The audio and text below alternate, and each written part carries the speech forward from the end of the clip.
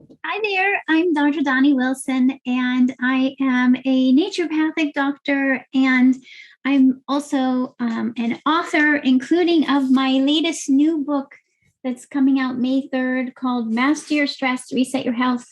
And I'm so excited for it to be available to all of you. I've worked hard on writing this book over the past couple years. During the pandemic, I was writing the book about stress, and it's based on everything I've learned about helping patients with stress and myself recover from stress over the past. Well, I've been in practice for 22 years.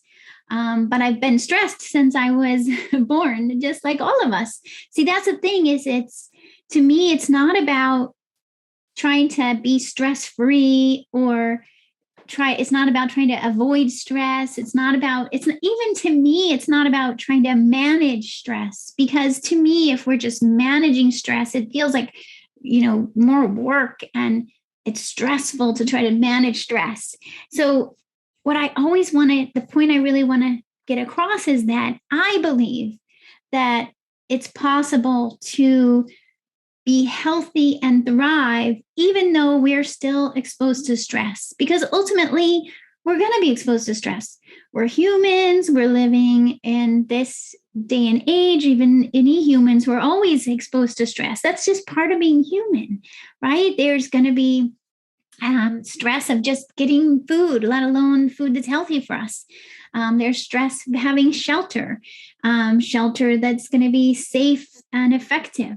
Those are some of the basic stresses, right? But then you put on top of that having a job, financial stress, having a family, relationships, parents, children.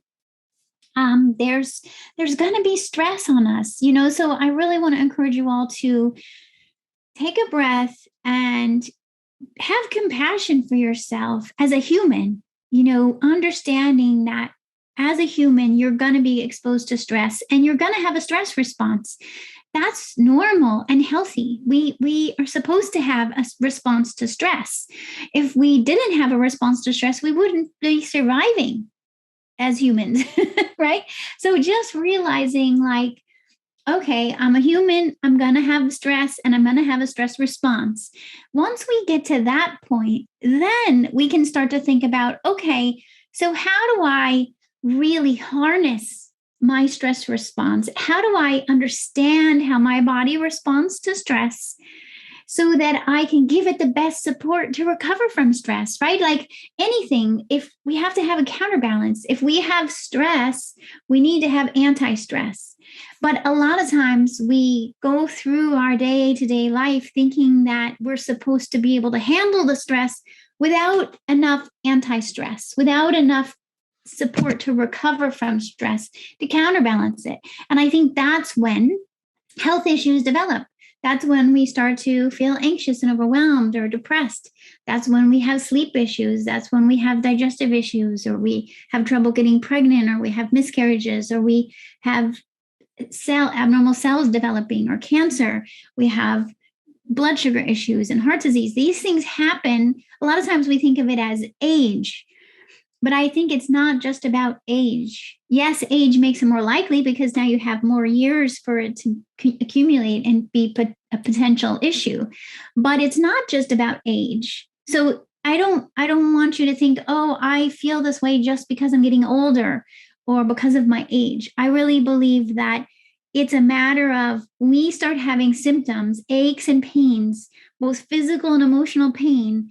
We start to experience pain and discomfort when we have more stress than we have anti stress. And so I'm here to really encourage you to just notice that, not to judge it, not to criticize it. We're all in the same boat together. Believe me, I've definitely had times of more stress than anti-stress. And that's how I learned how to help with it. I had migraines for 25 years. I mean, that my migraines taught me that if I have too much stress and not enough stress recovery, I'm going to get a migraine. So I have to figure this out. I just chose, I don't want to just be reliant on a medication to treat the pain. I want to, now sometimes medications is necessary. Sometimes I take a medication too, but I really wanted to be able to prevent it. I wanted to shift the pattern. I wanted to be able to look deeper and figure it out and say, what do I have to do to not have a migraine? And the migraine is just an example, whatever it is for you in your health. What do we have to do to not have that happening? And for me, the way we do that is, it's in some ways sometimes seems too simple or subtle, but it's actually in the simplicity and the subtlety that we really find the biggest solutions. The most profound shift is sometimes in the subtlety. And so I want to, even though we're used to going harder, pushing harder, we're willing to do more, we're willing to do it better, we're willing to exercise longer, we're willing to fast for longer, we're willing to put in these big efforts. And yet, sometimes if we put in even too much of a good thing, it can be a stress on our bodies. And so I want to encourage you to not only embrace your humanness and embrace your stress and stress response, but also embrace that sometimes it's in the gentleness that we get the most recovery. And I actually have found that we need to take our recovery from stress in a sequential process, a 3-phase process, which I call the stress recovery protocol. And I teach you everything about it in this book. So if this is resonating with you and you've been trying to figure out how to do this, I want you to know that this is not just any other book about stress. And it's definitely not intended to stress you out more. It's intended to actually help you understand how stress affects you uniquely. And this is what I refer to as your stress pattern or your stress type. But I want to get clear about that because the term stress type is used in different ways. Different people who've been trying to help us with stress might also be using this term stress type. So I really want to be clear about what I see as our stress type. And get back around to this concept of hormesis here in a minute. So what it is that our stress response, even though as humans, we have generally a similar stress response system. Our stress response system involves our adrenal glands making cortisol. It involves our nervous system and our adrenal glands making adrenaline. That part is part of being human. That part's the same. But what's different is how much cortisol and adrenaline does your body make? How long does it last? How is it affected over time, over your lifetime, over your stress exposure? That's what makes it unique. Something a lot of people don't know is that too much stress can actually create an abundance of health problems like high blood pressure, high blood sugar, anxiety, migraines, insomnia, even fertility issues. This is because high stress puts your adrenal glands on overload. They release cortisol and adrenaline, which controls your digestion, hormones, immune system, energy, focus, and even your emotional response. So how can you beat stress when you don't know where to start? That's why we have a free 7-day stress reset program. It's designed to help support weight loss, digestive healing, and hormone balancing. It includes support for integrating self-care, daily tips come to you by email and video, gluten-free, dairy-free meal plans, as well as grocery shopping lists, journal pages, and more. This free program will help you beat stress and put you on the path to wholeness in your body. Get your plan now for free at drdoni.com. And what I've seen, and this is seeing thousands of patients over the years, is that if we treat everyone the same, if I give everyone the same herbs or nutrients or protocol for stress recovery or for adrenal, right? Sometimes this is referred to as adrenal fatigue or adrenal exhaustion or burnout. Some people refer to this as burnout. If I give everyone the same treatment, they're not all going to feel better. So it's a cookie cutter approach to adrenal fatigue or burnout doesn't work from what I've seen. And I want my patients to feel better. So I'm like, and I want myself to feel better. So I am like, no, I've got to figure out how to do this in a way where the highest percentage of people see a benefit. And the way to do that is to realize that we're not all the same. We have to understand how your response system is working when you're under stress versus another person. And it varies. I've looked at the data, I've analyzed it, what I do is I measure cortisol levels for myself and for my patients all the time, and I measure adrenaline levels all the time. So I have the data in front of me constantly, and I'm constantly trying, how do we solve this? How do we get our cortisol and adrenaline back to optimal? Because what happens is when we're exposed to ongoing stress, our cortisol and adrenaline starts to adapt away from optimal. The cortisol could go way too high at different times of day. The adrenaline could go high at different times of day, or either one or both could go too low. And so we can't assume. I know it's tempting to assume that your cortisol is high. And a lot of times that's what we think is like, okay, I'm stressed, my cortisol is probably high. But actually, when I measure people's cortisol levels, we don't all have high cortisol. Probably less than 50% have high cortisol. Some of them may have high cortisol certain points of the day. And the other part of them have low cortisol all of the day or part of the day. So I want to caution you not to assume that we all have the same response to stress. And by looking not just at the immediate response to stress, but I'm looking at your response to stress based on your lifetime of exposure and your genetics. And when we look at cortisol and adrenaline based on that, we can identify your unique stress pattern or stress type. And this is what it looks like when you're in what I call stress mode, right? So if you're having symptoms from stress, and you may not even be aware of them, but if you're having any kind of symptoms in your body, from irregular menstrual cycles to digestive issues to skin rashes to anxiety, depression, sleep issues, if you're having any symptoms in your energy, mood, focus, sleep, you're being affected by stress. So now we need to know, what is your stress mode look like? And so I'm developing a quiz, and it'll be available soon. And it's also in the book. So if you order the book, which you can find in my stories in my bio, you're going to find out what your stress type is. And then you're going to find out exactly how to help based on your stress type.